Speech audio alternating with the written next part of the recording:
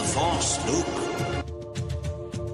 Sometimes truth isn't good enough. I feel the need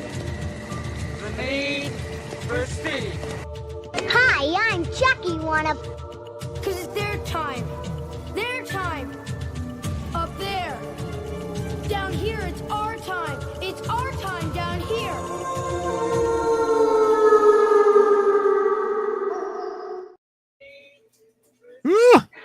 I know it's kind of cold outside, but it's definitely hot in here watching Dune Prophecy episode 4. We got people catching fire, people giving daggery, fiery eyes. We're not going to waste any time. Welcome back, everybody. We're going to do episode 4 of Dune Prophecy.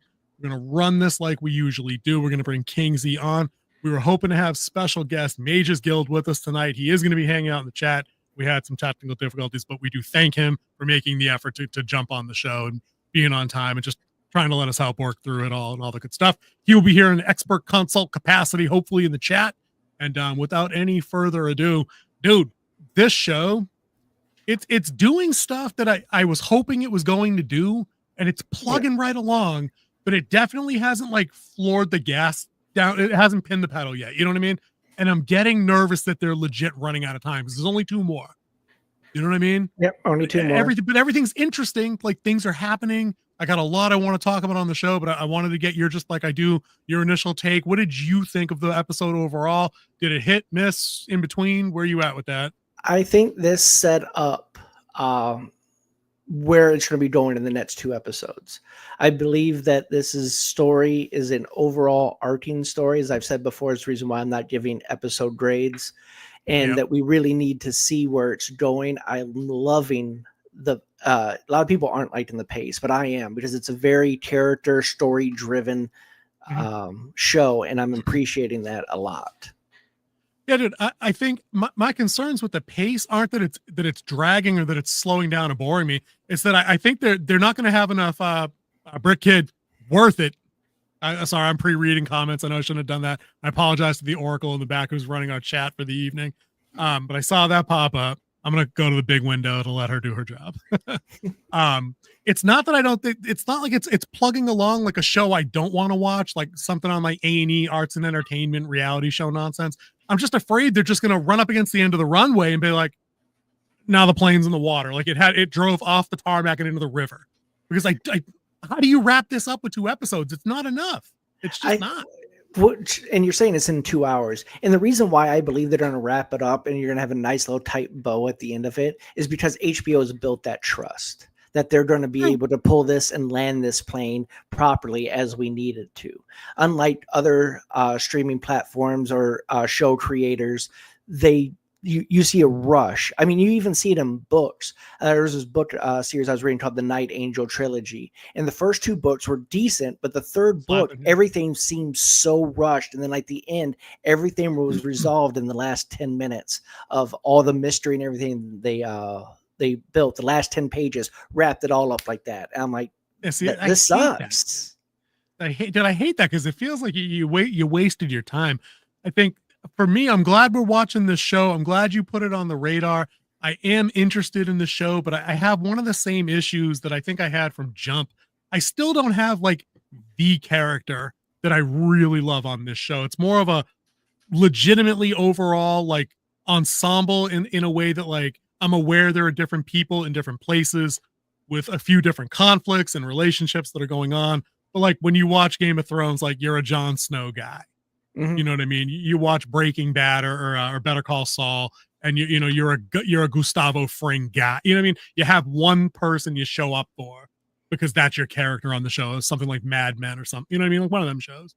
This show, it's like as they move from scenario to scenario, I'm like, okay, well, let's see what they've got to do. And I think what I need more, and I'm surprised they haven't done this, is they haven't really taken any pieces off the board as they've gone so far. You know, this episode, I guess, is an exception at the very tail end. We'll definitely talk about that as we go. But they haven't done the Game of Thrones rope where like, hey, let's get you to The Walking Dead. We're going to get you to like this guy for 3 episodes. And then, you know what I mean? Like they've avoided that. And somehow I'm still interested. So I guess they're doing it. They're doing the job. I'm still here. So Yeah, and I think a lot of this is Excuse me, we guys, saw this sorry. in the previous HBO episode show, The Penguin. In this, it's like you're watching all bad guys. Like there is Mhm. nobody who's virtuous in this. Unlike Game of Thrones, like you had Jon Snow, who was like the virtuous story He was arc. it. And his dad, Ned Stark, was the guy. But I mean, if you We go saw what back happened. to Penguin, you have two mob bosses, a mob daughter, and then you have the Penguin who is killing everybody he can, to include when he kills his right hand man there at the end. Yeesh. So you had no redeemable characters in that, but you still followed along because you were in for the story, and I think that's what we're still getting here.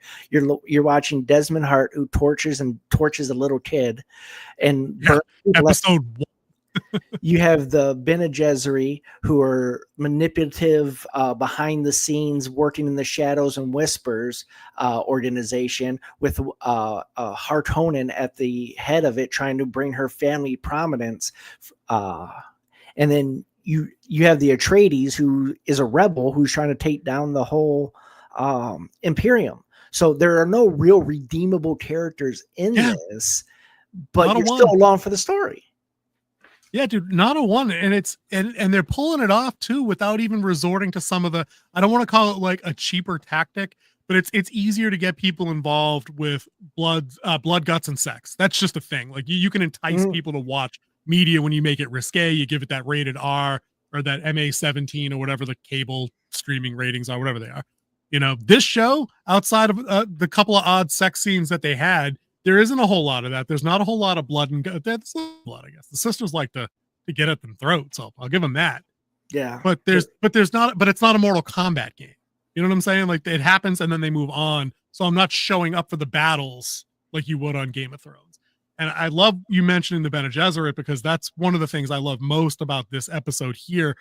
There's so much going on with them, right?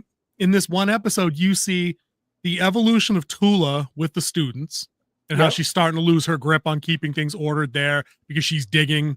And the other sister, Avila, is like, listen, sis, you might want to pump the brakes. It's going to blow up in our faces. Then it kind of does. So that relationship could be coming to a head. It wouldn't surprise me if Tula has to kill this chick. That would be kind of fun. You know, Jen is still there. That's rebel chick who didn't have the dream. There's something going on there. And then 10,000 light years away or whatever, Valia's on the home world. And we've got her personal relationship with her family that she's ostracized from, and we see how that ends up. We see moments of weakness from her in this one. She breaks down finally. But the other thing about her I love in this episode is she's being outplayed again. Yep. So it's not a Mary Sue girl boss situation like we were hoping it wouldn't turn into here.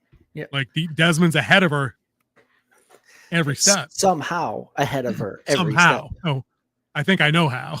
I think it has to do with her grace. I think it has to do with the Empress, but we'll see. We see about that. So let's go back to the nightmare and let's talk about that. And yeah, for sure. Let's get us on track. Because that's where it starts, is in the nightmare. And I do believe she had the nightmare. She just lied about it, because she's the first one to wake up. And we jump right into the nightmare. You hear the beaters going off, summoning the sandworm. Yeah, and then you see the acolyte out by the pond with the knife, and her eyes are kind of sewed shut, like we saw. The sister Dorothea. Yeah, Sister Dorothea, who was going to take over as Mother Superior after her mother died, and then who Valia killed with the voice. Yep. It's just like her when Lily went back into her memories and saw her, and then took her over and made her an abomination. So you did see that she has a power that's coming back into this world. I think that has to do with Lily still being alive and absorbing the spice. And now her ability is spreading into everybody because she's still alive. Interesting. And dude, one of the things they've talked about before is that when you go into your other memories and you become an abomination, the spirit that is doing that can possess you and take over what you're doing. And they angled to that at that very end scene where we see the outcome of Tula's interventions with it's Lila, right? Lila, the young Lila. Now this week I don't remember her name. Last week it was you calling her Lily and 6 other things. Like now I don't remember what it was. I know that definitely bookended that nicely with that. I thought the nightmare sequence was great. Nightmares where you're watching yourself do terrible things to yourself are the most kind of terrible thing I could imagine. Like, that is awful. I'm not sure if Jen's lying about it. Maybe there's just something, because I remember I said this before. They picked 4 of these girls that all had a unique angle that they were going to go do something. So we know Theodosia's got something up. We're going to be talking about that, and hopefully Magesguild is back in the chat. He stepped out. Hopefully he gets back a little bit later, so he'll probably give us a little deep cut on that. Lila was obviously tapped for her direct genetic heritage with Raquella. Yeah. Who else we got?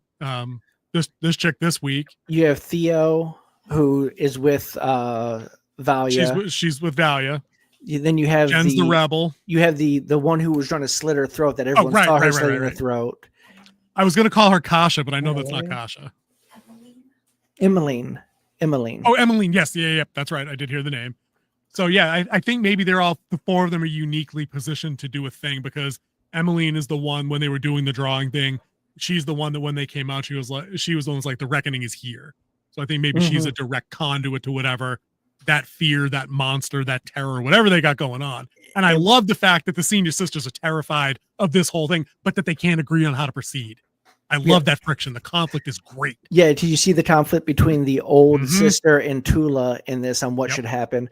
Because what the events, now this isn't in chronological order of the show, so just to watch on, and there's spoilers, so if you haven't watched it, I would say stop our video now, go watch it, come back, because here's going to be spoiler heavy going forward.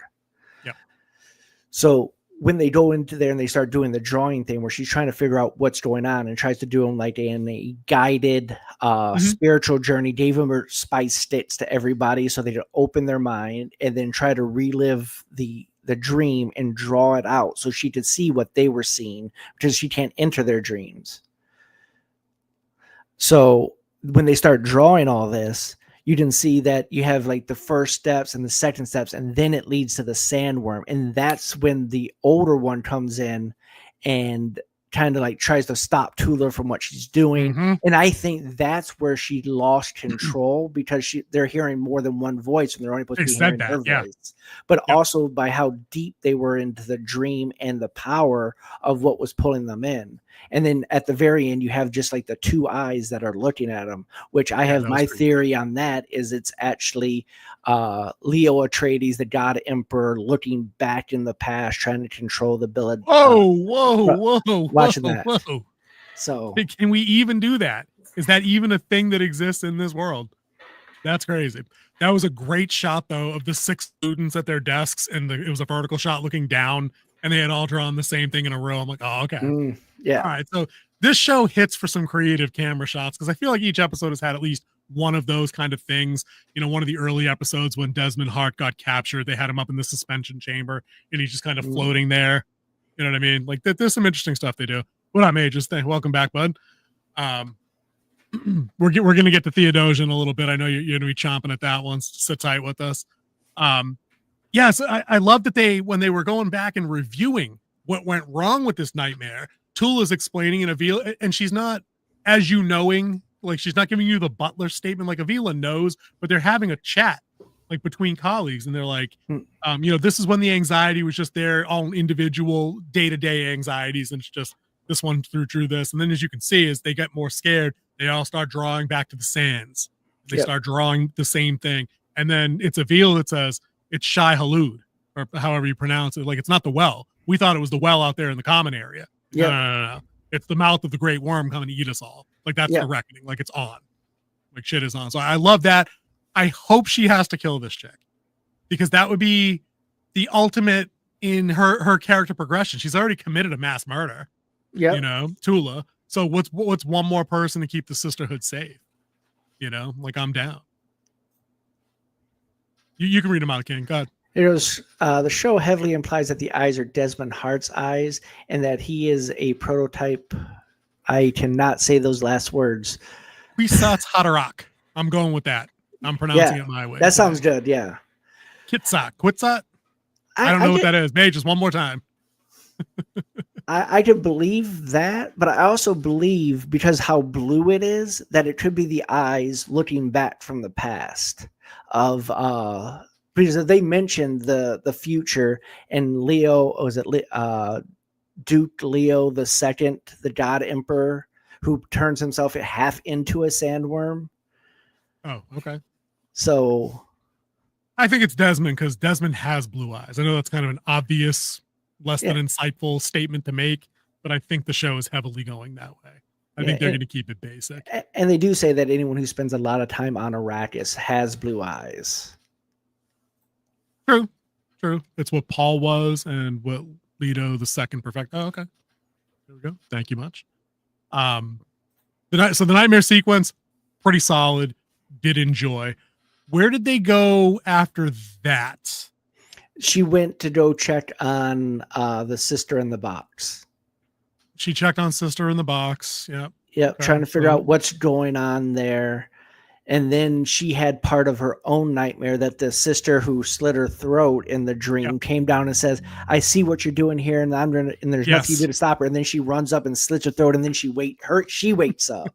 Like, dude, that was a wild scene, man. I'm like, what the hell is going on? The sisterhood goes straight for the throat, the jugular every time. I'm like, wait a minute, is the sisterhood down the street? I'm like, is it down on Pleasant Street? Is it like Quinn Sig Community College sisterhood? Like, I don't understand what's going on here. I don't think any of these girls thought they could get shanked joining up. I'm not sure they thought that was on the curriculum. Maybe so, because they like them fold out knives in this episode too. They like the little fold out throwing daggers. They were ready for that. But I like that. I like we get to see a little bit more of the rebellion in its growing stages here. They get that one good scene where one of their accomplices is bringing them in the thinking machine with the what do they call it, the thermo bomb. Like they're ready to go ahead and do some super damage. They're going to interrupt the self-guided folks. Yeah, they love their little self-guided mosquito-sized micro drones, don't they? They love that shit. Well, the micro drones that was in Dune was not self-guided. They had someone in the wall who was controlling it. Oh, that's right. That's right. They did. Yeah, that's right. I forgot about that. The Harkonnen spy in the the walls. I like that. I like watching, like you were talking about earlier. And they had a line to describe it too. There are no paladins on this show. No. And I think Atreides' line on this show that he cribbed from his friend was righteous but not pure. And I'm like, you know what? Okay. He's morally gray to a degree. He probably wouldn't hurt any more people than he thought was absolutely necessary to get the rebellion kicked off, which is still hurting people. So you're not going up at the end. You know what I mean? Like you're still not. But I at least I like watching him kicking back in the club. He's got some anxieties and some reservations. Michaela picks up on that. And she's like, you feeling all right? You up for this? And he's like, I'm not going to prove nothing to you. So I thought it's nice to see some wavering that isn't switching sides like they did on the show that won't be named on the course of one hike in the woods. That chick switched sides, 7 times? Jesus, that was whiplash with that. Ugh. Yeah. Awful. Yeah, he said that he's trying to do better himself because she started to try to, I need to clear my head and running back after she tried to end things between them in the last episode. You're talking about the princess. Fight. That's right. The princess. And then this time, and they're like, I think they kiss and he kind of pushes her away this time. That I'm trying to step better myself when she's talking about she's trying to do better. And so I think that worked out quite nicely. The dynamic between them two is their chemistry on camera is really well done. We'd have to fact check that to see if maybe they're a thing in real life or if they became a thing. Maybe they did. Who knows? I like the princess's evolution in this episode as well too, because she's got a couple of baller moves that she tries to play when she's kind of trying to strong arm, or at least gain the support of her brother and standing up to dad, who they know is behind now, or at least he's complicit in the not murder but execution of Pruitt Richese, the little kid from episode 1.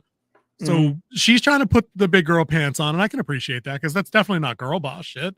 She's a young adult and says, hey, my dad's complicit in a murder of a kid. We should probably investigate that shit. And if I have to be the one to do it, I'll say it. What do you want her to do? But then, of course, the brother wiffle waffles a little bit, which, again, people are different. They're going to act differently in different situations. That scene was pretty awesome, too, because they're sitting there eating breakfast in what looks like the carcass of a giant sea creature. It's the fire pit. It's the fire pit area, dude. It's the same zone, just done it for breakfast. But you're right. It's got the white beams. Yeah, on the U shape. That looks like ribs. 100%. Rib 100%. I'm with you. I like that Desmond's eating at the head of next to the head of the table, next to the Emperor, and then Chicky Poo walks in and she's like, "Whoa, It's basically saying, why are we feeding dogs at the table kind of thing, but not kind of thing, but really kind of thing. You know what I mean? That was pretty sloppy. Again, a lot of good friction in that scene, though, because the Emperor's getting his tires pumped by both the wife, who's telling him to be bold.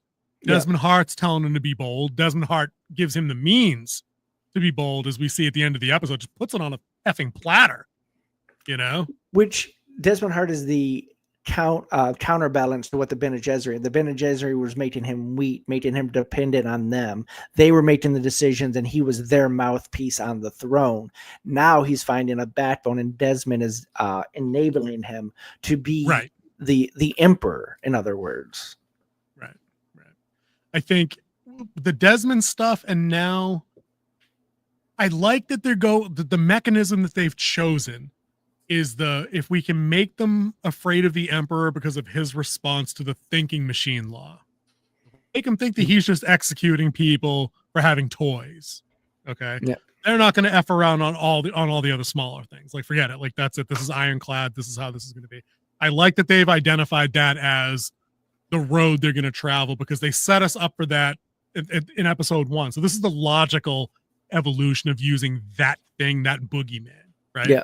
But again, I wonder, and I have to do this once per show on Dune anyway, is this the kind of thing that's going to feel rushed 2 episodes from now because that they didn't have enough time to marinate that? Like, did we need to see more of that investigation? Because this whole thing went down. He sent his Gestapo out one night to round up the insurrection. They did, and we didn't even get to see any of it. Like, they did that on House of the Dragons. I don't even remember Matt Smith's Targaryen name. I can't remember which one he was. Whatever. He sends out, he's basically the same guy. He's the second in command to the king. He sends out his hit squad. But we see these people rough up low-income housing to get the point across that shit's got to change. You know what I mean? But here, it's kind of like we had to brush over that. And I wonder if it's just in the nature of time that they didn't think that was necessary to really show.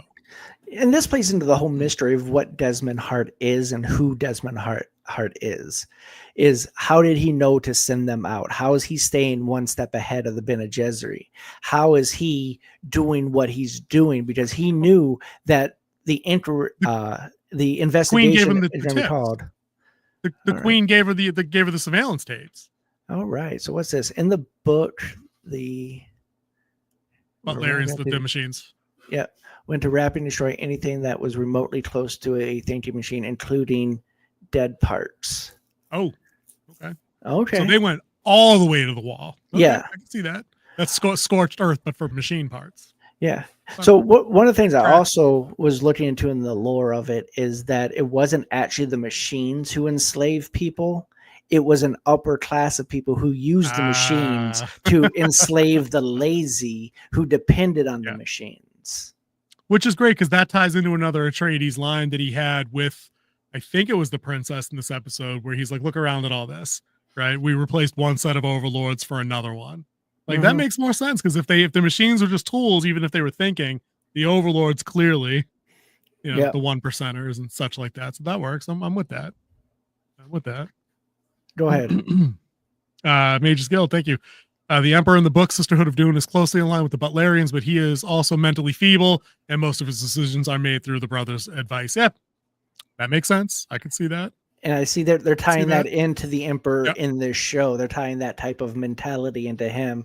But instead of like keeping him feeble, they're empowering him to become an emperor. But it's still at the end of the day, it's still manipulation. It's everything it's everything Valia wanted to do, but got unceremoniously removed from her position and is no longer able to do. So now she has to create, and we should probably talk some Harkonnen family business for a little bit here. All right, let's go visit the House of Harkonnen. Let's do it.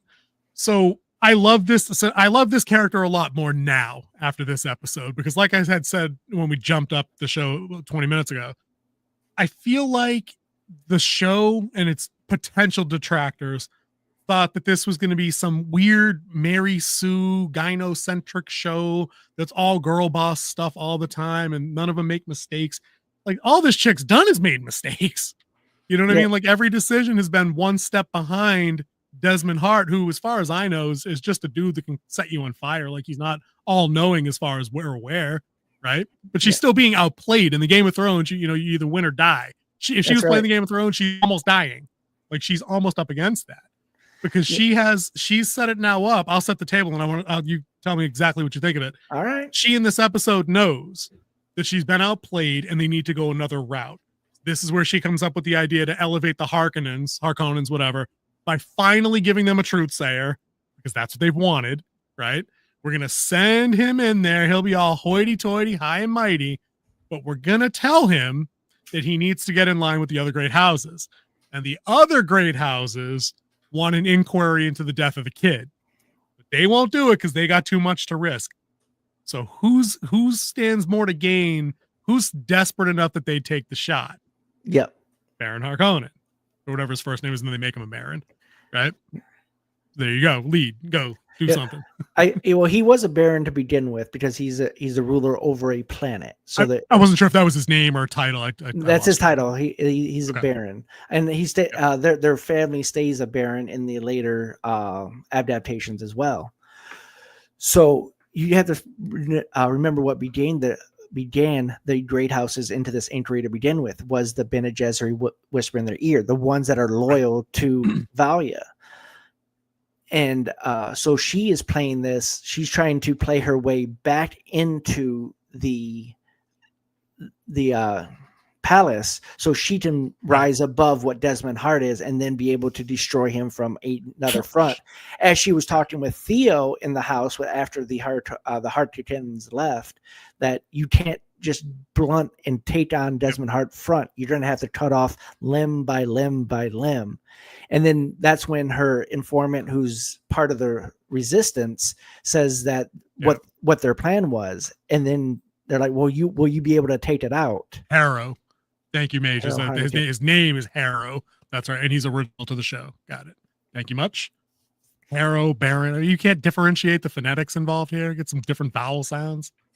Of course not. It's easier. It's easier to remember when you're writing. Listen, dude, we're not sponsored by him, but seriously, www.fantasynamegenerator.com. Use it. Like, I don't know what to tell you guys.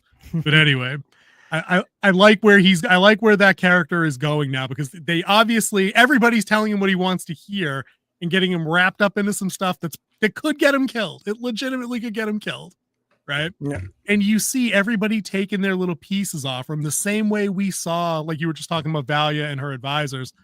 They all then go back to all the people, all their marks. Right. Yeah. And they're not specifically telling you, oh, dude, I think you should open an inquiry. They're like, we're hearing there's a 1 in 2 million chance that, the toy could have overloaded and exploded. That seems weird. And then, it's left to the dumbass guys on their own to be like, yeah, that does sound weird. We should do an investigation. Her informant is a Fremen. If you, definitely. Yes, I definitely. Her eyes are so blue. Listen, it's we're new. We're not that new. Yeah, she is a BG sister as well. Yes. Yeah, that was the implication. Yeah, but that's why she went and met Valia on the dock side when she gave up the Atreides as one of the traitors inside the palace. Yeah. And that's what she was on her way to tell the Emperor when Desmond Hart had that great interjection and confronted her right there and then sent her packing. Your services are no longer required in the palace. And sent her packing in a great way, because if we back up just a little bit, we get the first we see of Valia in this episode is she's sitting down at the dinner table. They're still at the Harkonnen estate on not Wallach 9. What's the Emperor's home? What's the Imperial planet? Wallach 9's where the sisterhood is. Yeah, Wallach 9's where the sister is. What's the Imperial planet? I know Mages is there. Yeah. What planet are they on? Where's the palace? We'll get that answer in a second. Yeah. But we'll just keep going forward. So she's sitting down until breakfast, lunch, dinner, whatever, and like old man Harkonnen's there, the old uncle. And then Harrow walks in behind her. She's like, Auntie Valia, it's crazy that this is the first time you've ever sat down at our table. Why is this? And then, of course, great uncle drops in. Like, her fortunes are changing. She's going to drag you down. It's basically everything to Harrow that Valia and Griffin, that Valia said to Griffin as he was about to make his life altering decisions. Like, no, these people are going to drag you down. Salusa Secundus. Thank you very much. That is the Imperial planet. So it was like a neat little callback there. But then she spins that whole thing on the fly about, oh, well, maybe we're due to give you a truth sayer then. And the sisterhood apologizes for the oversight. Yeah. Like, oh, you conniving biatch. Yeah, because even if you go back to episode 1, they're like the Harlequins have requested and like deny them Denied. again. 4th time. It's like 4th time. And the old man's like, yeah, they've ignored us for decades. Harold looks like he's 40, maybe 50, maybe. Right. So his entire life, like, well, we don't really know what a truth sayer does because, we don't have one. So they concoct that entire thing. And of course, in the meantime, all of her little advisors have planted the bugs in all of those dudes' ears that show up to basically con him into being the guy that says, oh, the emperor did it. Yeah. Dumbass. They're like, we're not doing that shit. Let's get the new guy. The new guy's an idiot. And he looks all squirrely too. He's perfectly cast as like oh shit, man. Oh man, I don't know what to do. Oh no. And that goes into the whole thing with the he don't know what the truth sayer does, and then he gets the demonstration by Theo. Theo, when she reads him, is like what he really wants is respect. And he's like, I'm like, dude, I don't think I needed any kind of truth sayer for that. I'm like, I knew that, and all I've done is watch the show for a couple hours. And it's like that's all Valia wants. Do we need to truth sense her ass? No. She's been dumped on her entire life. That's typically what people want when they've been dumped on their entire lives. Yeah. And then he challenges her. He challenges her. He's like, it ends tomorrow. And it's like, where's our invite? And and then the door rings. And he's like, I think it's here now.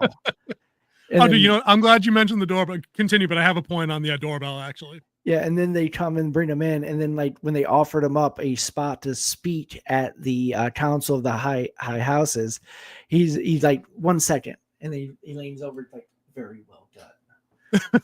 I don't think I heard him. I was like, very well done. We got you. And then 5 seconds later, they're like, oh, good, we look forward to you launching the formal inquiry. And he's like, wait, what? Who? What do you want me to do? Like, you see this poor guy gets pinned the doorbell of all things. I just wanted to mention. One of the things I really like about this show, and I know usually it's your department when we talk about the shows about, assigning kudos to like set design and costume, because you've worked behind the camera, in front of the camera. That's kind of your area. You know how all those things work. I got to steal your job for a minute. I love this show for coming up with unique, lived in, cool looking places. They come up on a private elevator with like a weird frosted out glass thing. And I'm looking at this whole assembly and like the walls look like they're made out of like rough cut stone, but there's computer monitors over here. It just looks like, dude, I've been watching sci-fi for 40 years, right? I just feel like there's something I haven't seen on this show before in a bunch of the different locations they've been to. I mean, like the crappiest one we've seen is the stupid club. It looked literally like any current day, whenever there's been techno music onward kind of club you'd go to. It even sounded the same. But like when we were on I'm just gonna call it the ice planet from last week with the whaling colony and all that stuff, awesome. The palace, I love, with the fire pit, awesome. The throne room looks great. This little planet job they did, just their little domicile, like it's probably a really nice equivalent of a brownstone or something. But I just thought it was really cool looking, and like that again is the difference between taking your budget, giving it to talented people, letting them run with some creativity, as long as it's on brand. Because I'm sure if Mages is around, maybe he could comment on if these kind of things were described in the book, like the Gothic architecture that kind of reminds me of Warhammer, which obviously drew inspiration from Dune first, obviously, given the timeline. But it just feels like it's something unique. Like I would never look at, or probably would, maybe I would say it overlaps some with Star Wars, a little in some places, like with the drop ships coming in. I mean, that could be any spaceport ever, though. That's not unique. Yeah, but I mean, I'm really blown away by how things look, and I wanted to get you to talk about that for a few minutes, just to kick in. Yeah, it's like a mixture of where sci-fi and fantasy meet when it comes with their set design and everything like that. Like you have an Imperium, so it's kind of like Kingdom, stuff like that, and they dress it up well. So they have like a more modern type uniform, so they're not wearing like armor and swords and stuff like that. You can see that on the Emperor too. But the architecture dates back to a simpler time. And then you can even go back to the Atreides when they're doing a hunt. They're doing like an old Viking style hunt where there's a feast beforehand. They have their bonfire. They're calling of each other. They're calling of their gods, and then the big hunt the next day. So they didn't get to have that though. No, they did not. They ate the stew. You never eat the stew before the hunt. Never eat the stew before the hunt. Never. But I believe that this type of architecture fits very well. It's all into the aesthetic of the various lords. Well, that makes me really happy too, because I love it when they stay close to source material and keep it to what it's supposed to be instead of trying to reimagine the story. But I think that, we talk about staying to source material all the time on this channel. And I think like the bazillion other channels that also do that when they're talking about the literal plot, like the literal story, the literal plot and how things go. I extend that a couple of stone throws more. And I think you guys would be on board with that too. Mages probably would be, obviously, because he's obviously a much deeper cut into the lore. You have to get a bunch of the little things right. Also, you just can't get, Darth Vader is Luke's father correct. You have to do more than that. Like, you can't remake the trilogy there. If we're talking Star Wars, you can't remake the trilogy and then have it be that Luke got a yellow lightsaber or some tiny ass. It seems tiny. It seems like an insignificant detail. But do you know how many people would collectively lose their minds if they got everything else right doing that remake of Star Wars? But then the first time Luke opens up the saber in Obi-Wan's hut, it's yellow or green. Even if it was green, people would be like, nah, dog, it's blue. Oh, okay. I thought it was what they were eating, but it's what they put on their body, the war paint. Okay. Isn't that what Tula handed the young kid? But they did pull it up and they were putting it on her head. Yeah. She said, take it to the fire. To the fire. That's right. I just assumed he was dumping in stew component. All right, see? All right, dude, go get a new headset. That would have... See, this is where we need you. You're definitely up for next week. That's a fact. You're doing that thing. Did I? Oh yeah, I think I had the first lightsaber toy that was yellow. Actually, I'm reading that behind the window. I think I actually had that, but they used a blue one in the movie. And if they remake it, they need to have a blue one. That's neither here nor there. Yeah. But the other, I wanted to talk a little bit more about the sisterhood larger for a minute, because we're going to talk about the trial thing, and then if we go the whole time, I don't know, we might have just banged up this episode really quickly. I don't know if there's other things that we should hit on. Now, I think there's two major things: Desmond's monologue, and then the sisterhood after the drawing. I think would be. Okay. So let me do this other thing, and then we'll get into those, because I think that'll round out our time nicely. I noticed in that courtroom scene, and again, I like this too, because it's another good blend of, like you said, fantasy and sci-fi. It's a very semi-modern looking building. It's got the Emperor's up on a very simple throne. It's not the Iron Throne. It's not made out of crystals. It's not made out of holograms. It's not Castle Grayskull. You know what I mean? It's a throne room, present day for them, right? And then the court in attendance it looks like it's standing room only, because people are kind of shuffling back as bad things happen at the end of the episode. It doesn't look like there were stadium seats or C-SPAN or anything like that, right? But when you're looking around the court, right, and they show you that from the Emperor's view at one point, left and right, because we see the conspirators, and of course the one guy who doesn't survive is the one guy who, when his tipster came along, he was the one illegally buying the machine, which I'm like, I'm glad they got that right and didn't have it be the other guy that came with him to see Harold. I don't think he ever had his name. He's a black dude. I don't think they ever used his name. I don't think they used their name either. No, they might have used it. Because what I want to say is when they were doing the roll call of the great houses, they used names, but it was that you don't voiceover. Yeah, it was voiceover, and you saw the outside of the palace. Yeah. Is that they're using a great house's name that you haven't really heard in the Dune universe before. Right. It wasn't Atreides, it wasn't Harkonnen, it wasn't the ones you've heard before. It was other houses that are still considered great. Because even in the Dune movies, they just referred to them as the council and the great houses. You know what? I think you might have said that last week, Mage, that the throne itself is supposed to be a gigantic green crystal throne with gold embellishments. Okay.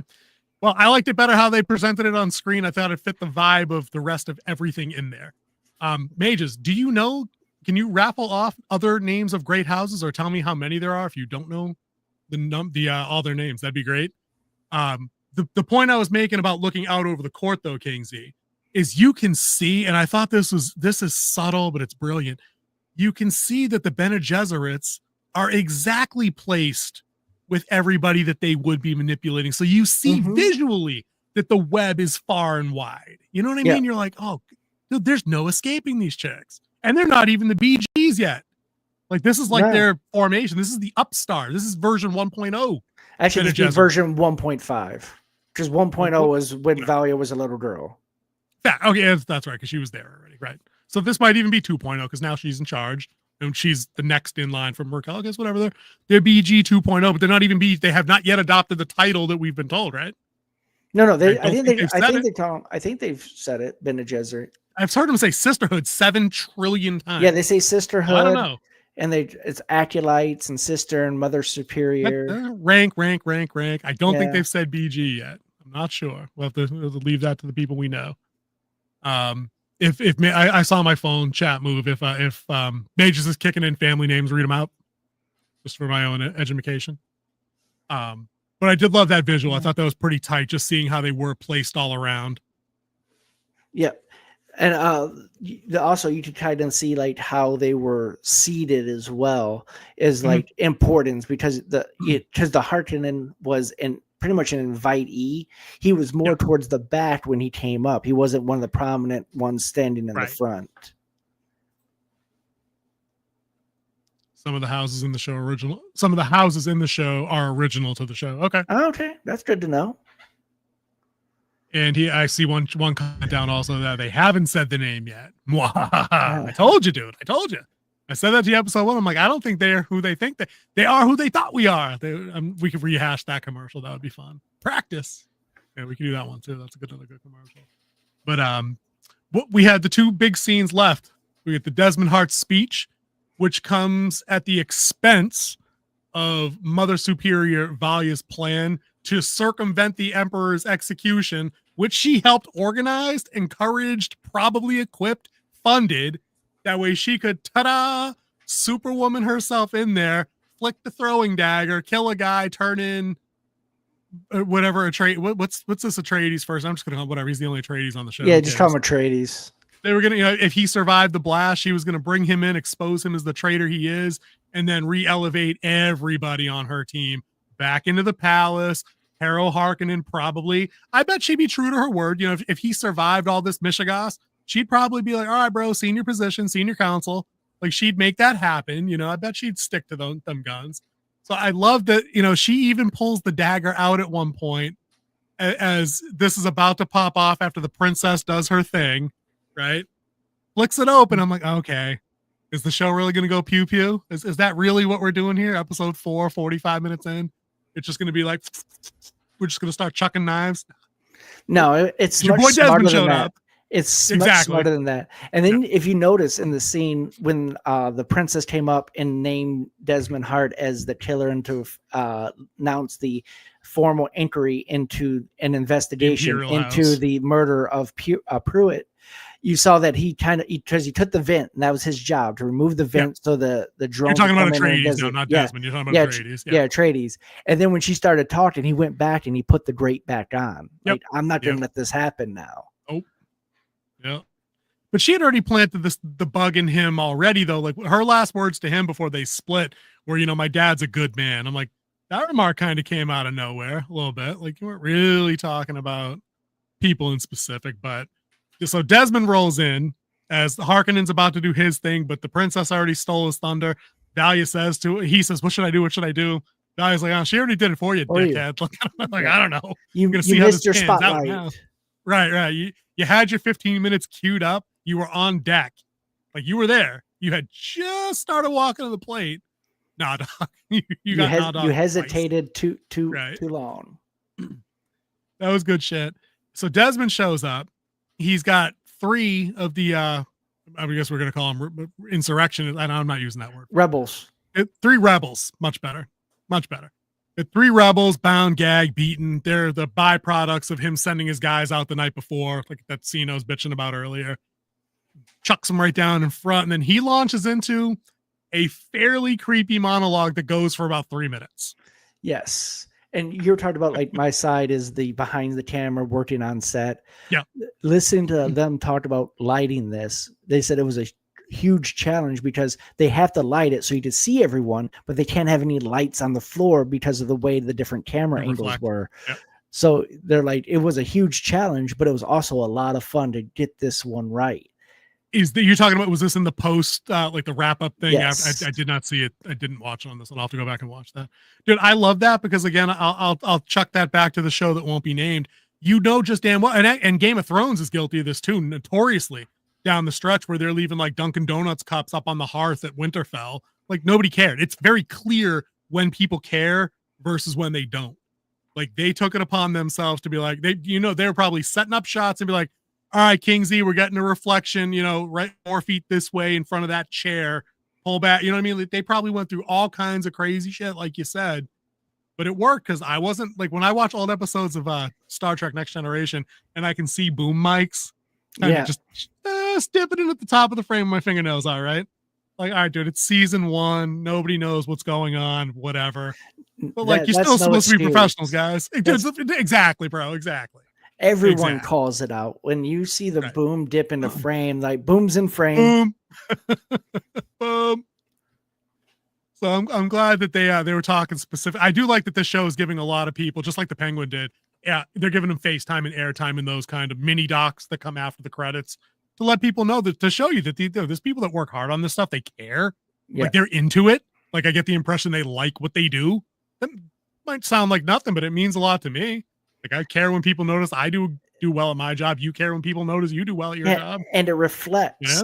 It reflects on the end product of what we're watching. And I think what we're watching is made by true professionals with people who care about what they're putting out. For sure. So Desmond's speech basically circumvents all the maneuvering that Value was going to try to do, right, to get back up in the graces. Desmond basically locks down his spot now. He's now the Emperor's guy after this, because we had seen that there were a couple of there was a lead up scene where he was burning Kasha's book, her sisterhood book. Mm-hmm. And he basically asked the Emperor, it's like, dude, take me off the leash. Let me handle some business. You can be Emperor for forever if you let me go handle this business. And the Emperor's like, nah, it's not time to be bold. Oh no, Desmond said it's time to be bold. The Emperor's like, the Imperium needs stability. Well, then stuff happens. We get to this throne room scene.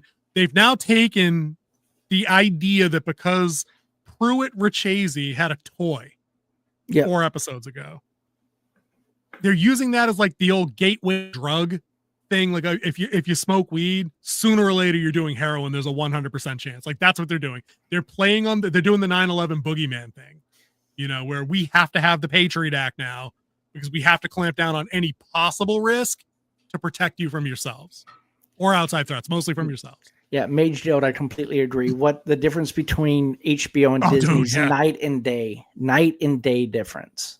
Dude, King, I would encourage you, because I think I said this to Mages 1 week ago or 2 weeks ago.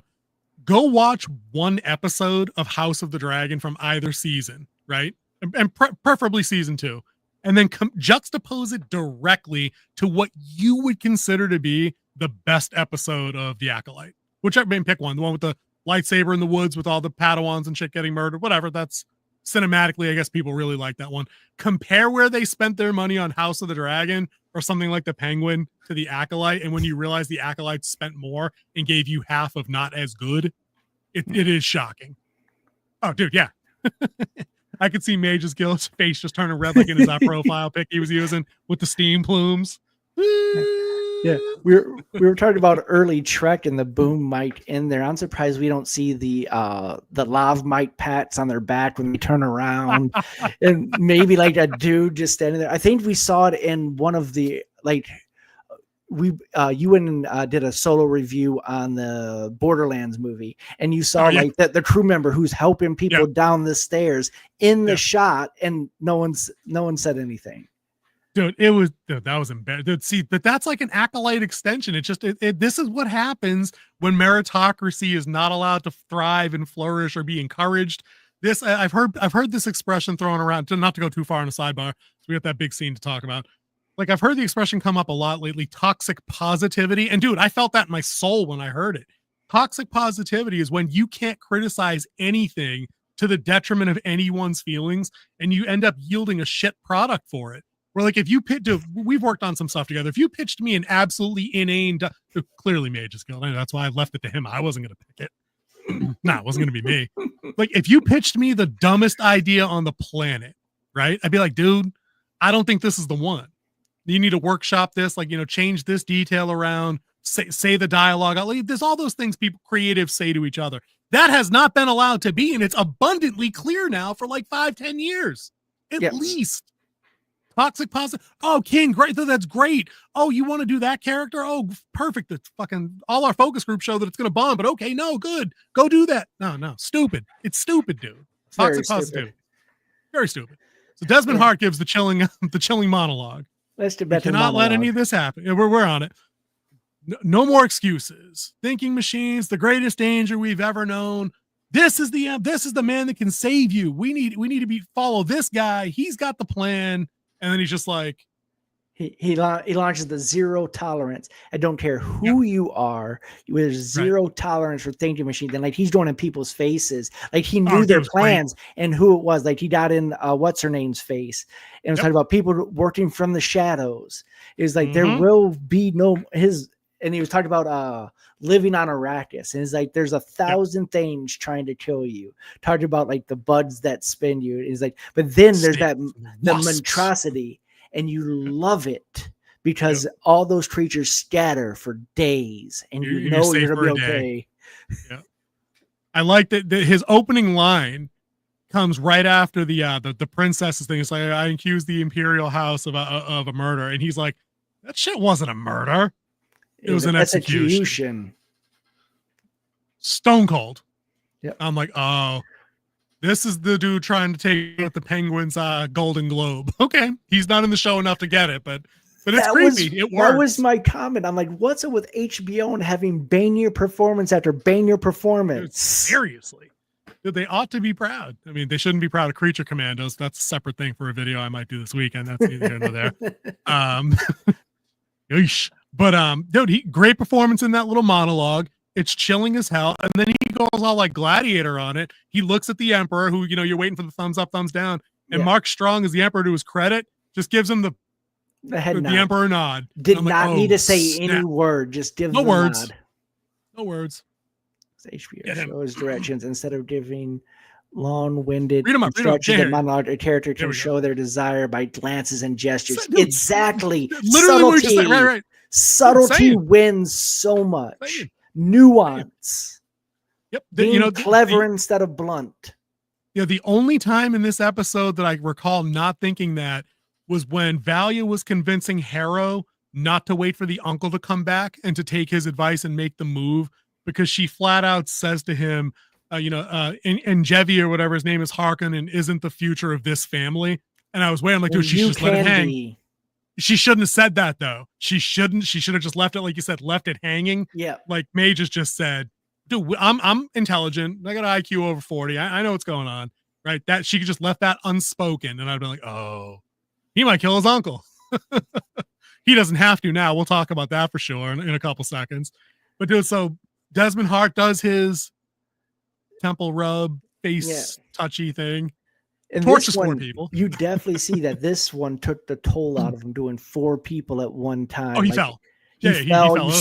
You saw his weakness. You saw the blood on his back, and then he drops the blood on right in front of Valia, and then of course she takes it. And then later you see her go with Theo and show that we got the blood, so we can trace him against the database and see where he's from. We knew, dude. Tell me, as soon as you saw that blood spatter, you weren't like, "Oh, bro, he did that on purpose." Oh, he did it on purpose. There's nothing he did on purpose.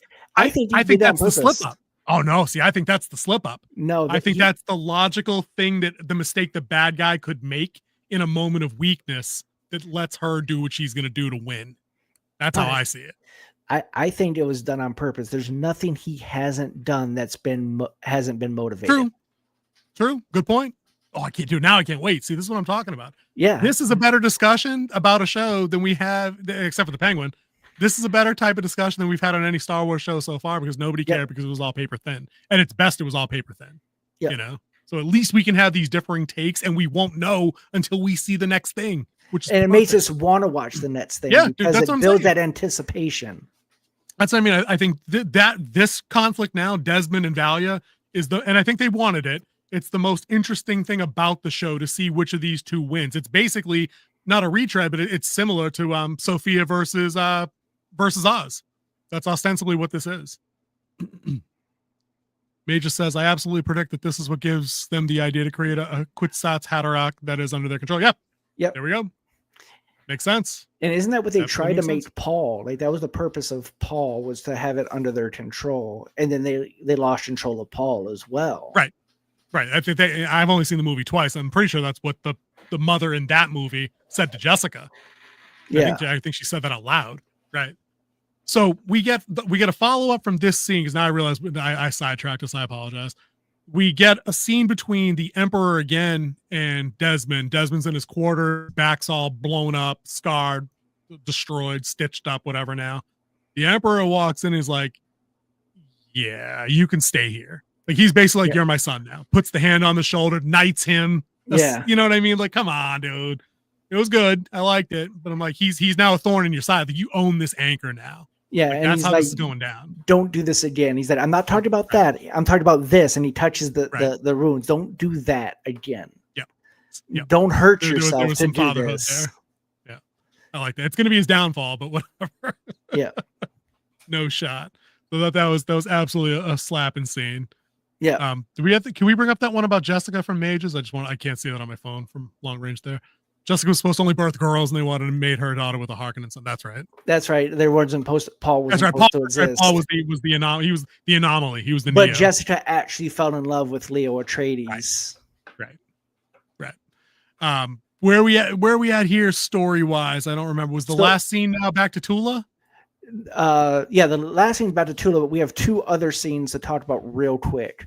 Yeah, dude, run them through because we got to. So you have the acolytes, and they did in one of their dome of silence, and they start studying what the daughter of the first Mother Superior's teachings were of. Oh, yep. Not of power, but like they start reading her book and her lines. Like she was teaching when you look at the flashbacks of when Valia was young. She's over there with her group, her followers, and they're going by their book. Where Valia is following Mother Superior with their whole "let's put Bene Gesserit on the throne" or a sister on the throne. So you just see that faction, even though it was killed when she killed her with the voice, that it's growing back. And that's what I think was the embedded into him in the dream. That's why I believe that it's her acting through Lila to rebuild her teachings, to try to put the sister back on the right track. Not Raquella, Dorothea. You're talking about Dorothea. Yeah, Dorothea. Okay, gotcha. Dorothea. Okay. Dorothea through Lila is trying to build her sect back of the sisterhood. Right. True. Yep, dude, dope scene. Good stuff. Nice and softly stated there.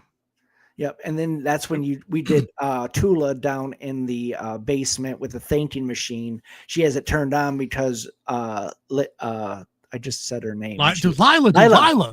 Lila. Gee, we're gonna make a title card for next week, bro. Yeah. I need to get names on my screen over here.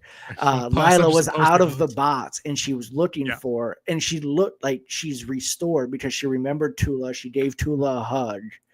But then she saw it was tense leading into that. And I thought we were getting some Raimi zombie nightmare world shit again. Because she kind of comes shuffling out through the spicy darkness a little bit. And I was like, oh, she's gonna eat your face now.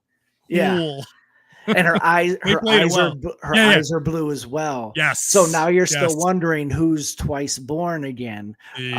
Once by blood and once by spice. Yes. Which was the episode title. Because now technically she is twice born. Yes. She was born of a human mother, and now she was reincarnated via the born of the spice, right? But I love the hug. That was a nice little wrap up. I think when I talk about when I need more of those small scenes to create those bonds between people, that way when they do win or lose, it hits appropriately harder. Like when Lila died and Jen was crying, I'm like, whatever, you've had 6 lines with her in 4 episodes. I don't care. This felt better because we've seen Tula with Lila along the way. And the one tiny bit of exposition was, you don't really ever know you never really knew your own real parents, but I always kind of looked at you like a daughter and I raised you. So you can say that and then show them in other small interactions, and then it builds to, I basically brought you back from the dead because I love you. Give me a hug. Yeah. You know what I mean? And it goes back to what Tula's character is. You saw her kill all the Atreides. Tula will do what it takes to make the people she loves happy. And now, once again, she's doing what it takes to bring back the person she loves. With the most complicated technological and illegally available equipment she has on hand. Of course.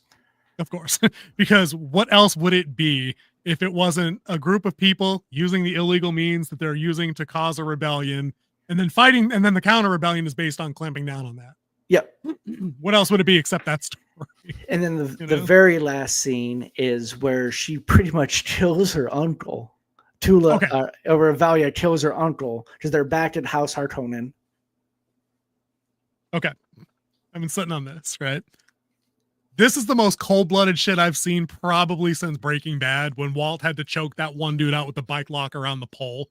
Okay, I'm like, okay, this chick's not meaning business, not messing around, zero fucks given. She takes this dude's inhaler, right, as he's gagging on his last breath, falls out of his hover chair, and then as he's crawling towards her to reach for it, she steps back.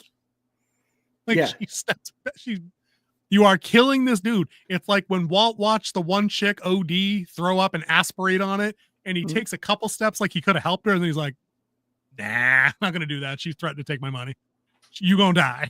I was like, this. And the thing is that he still wasn't phased by it. He was still talking. He was still putting her down. Hates this chick. He did not beg once. Nope. Give it to me. Give it to me. No, he was, the fingers were like grab, not like, they were like claw, right? Yeah.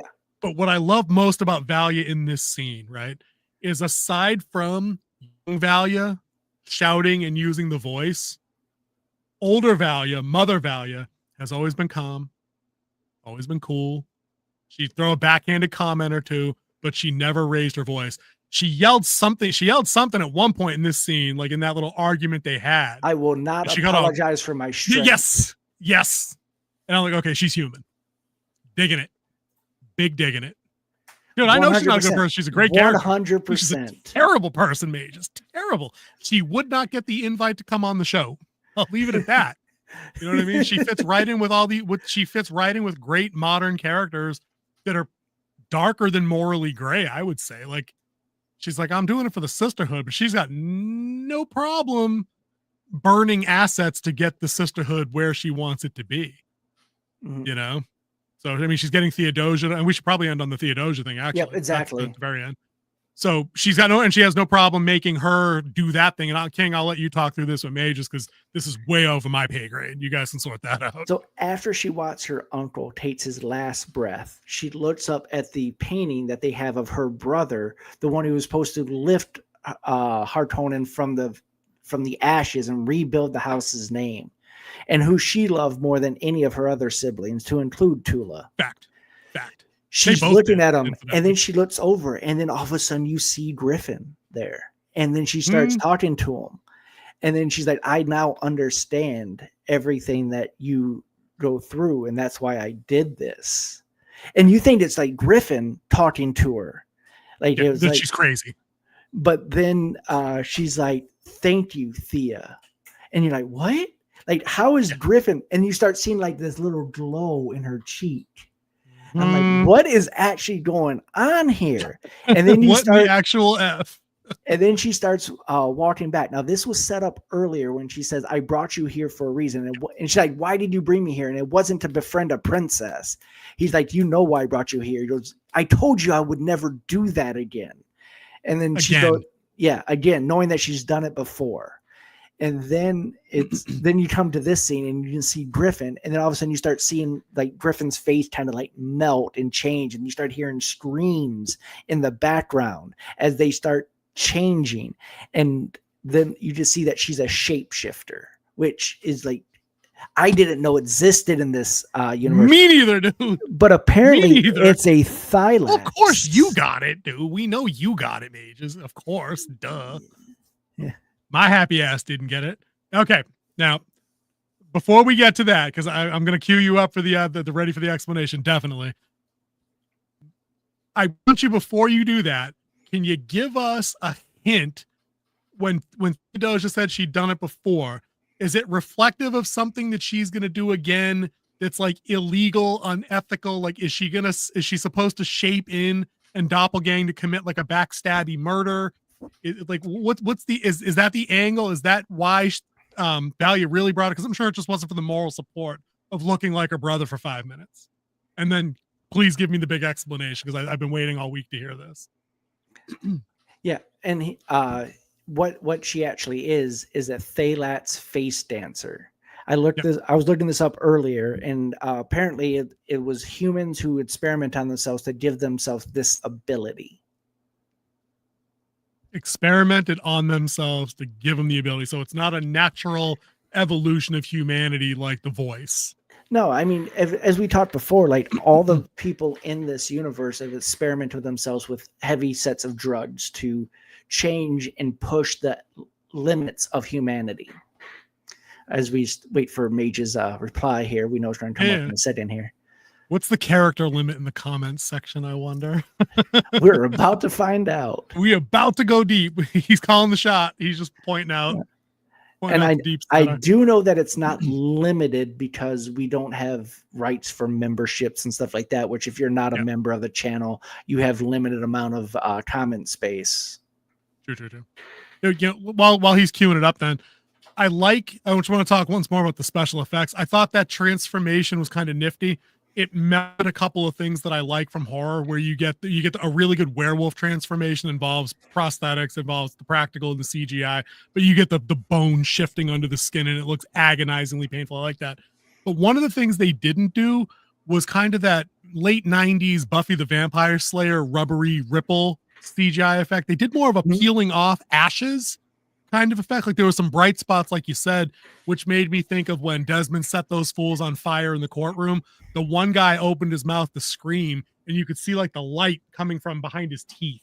And I think he had like one gold tooth or something, and it glowed. I'm like, this is pretty badass. Yeah, if I ever set somebody on fire internally, this is how I'm doing it. That's the No, we're not doing that here. That's the attention to detail that this show has that other shows lack. Fire but yeah, so you just think of like their skin is kind of like I was thinking reptilian like they're like shedding. Skin. Yep. But I like the bones underneath though, just crackling. And like, it's enough to set your skin crawling, because you're like, oh, that can't be pleasant. And the other thing no wonder she doesn't want to do this is that it can't be done at will. That it is it comes with a great cost, a great amount of pain to them. Right. So basically, she's not Mystique. She's not Shang Tsung from MK. You want to get him? Was it first selling organs replaced in the machines war, and now they kill slaves to harvest. Slaves to harvest. Oof. Bleed. Then cloning, eventually into the creation of the Golas and the face dancers. And that's Golas is what I believe Desmond is. Desmond is. Right? Yeah, it's a clone, but not a clone. How it's does like that work? It's like a clone with all the memories of the person, but right. That's right. But none not of the damage. Yeah. Right. Got it. Dude, this world is wild, dude. I like you said, man, when she followed Griffin into the back room, and they had touched at one point during that conversation. So I'm like, okay, so she's not crazy. Like she touched the physical being. It wasn't like hugging through right. a It wasn't an ghost apparition. Or like right. Because I'm like, okay, she's just hallucinating. She just watched this guy die. Her stress level's up here. 4 people just got burned in court. You could be next. You've got this dude's DNA. Who knows what the hell's going on? But whenever this girl's skin starts crackling and rippling in the back, and like when they finally walk her out of it, and she's got darker skin, so like it prolongs that effect of, I still don't know what I'm looking at here, until her face comes all the way back human and she steps closer towards the screen and the light. I'm like, good Lord. Crazy. Desmond okay. It's not a Gola. All right. Okay.